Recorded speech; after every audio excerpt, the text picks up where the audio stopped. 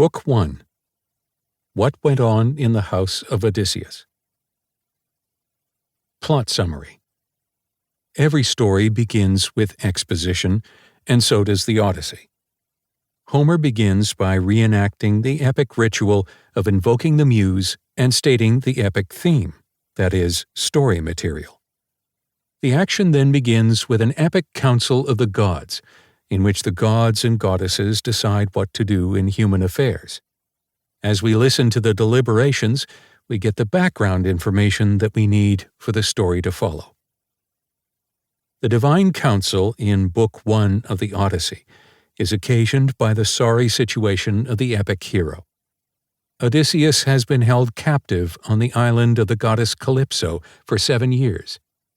Meanwhile, Penelope, wife of Odysseus, is besieged by suitors who want her to declare her husband dead and marry one of them. The decision reached by the council involves a twofold action. 1. Athena, goddess of wisdom, is assigned to go to Odysseus's home in Ithaca and nudge Odysseus's son, Telemachus, to go on a journey in search of his father. 2. Hermes, messenger of the gods in classical mythology, is dispatched to the island of Calypso to announce the verdict of the gods that Calypso must let Odysseus depart.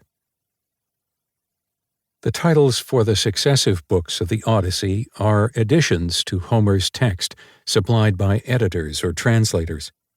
Some translations do not supply titles. The titles used in this guide are from the Rouse translation.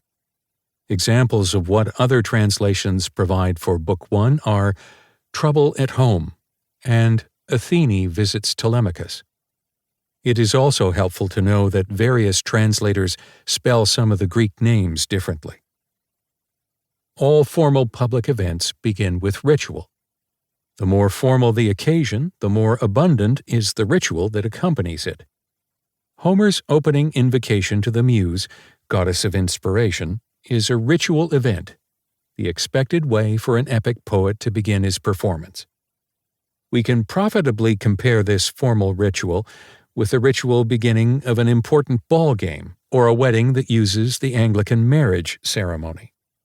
A sense of formality and importance accompany all such rituals, including the invocation to the Muse at the beginning of an epic. Commentary.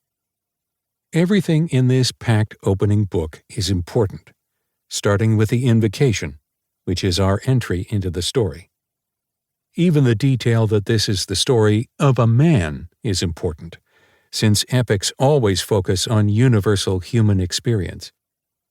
When this particular epic hero is said to be never at a loss, or something equivalent depending on the translation, we are alerted to Odysseus's two leading traits: his cleverness and his resourcefulness in mastering every obstacle. When Odysseus is said to have traveled far, we know that we have embarked on a travel story, such a famous travel story that the word Odyssey has become a synonym for a journey of discovery. Other motifs to unpack in the opening invocation are the ideas of enduring hardships, so extreme that all of Odysseus's sailing companions have died, and home as the object of highest devotion. So many details pass before us in this opening book that the effect resembles an ever-changing kaleidoscope. One way to organize the material is to be aware that the Odyssey as a whole synthesizes 5 storylines. 1. The story of Telemachus's coming of age, being initiated into adulthood. 2. The story of Penelope and the suitors. 3. The story of Odysseus's wanderings. 4. The story of the gods, including their family squabbles. 5. The story of Odysseus's homecoming and revenge. As the kaleidoscope turns during our trek through Book 1, we can find references to all 5 threads of action. Another way to make sense of Book 1 is to operate on the premise that Homer intends to begin by placing before us the goal of the quest that underlies the story as a whole.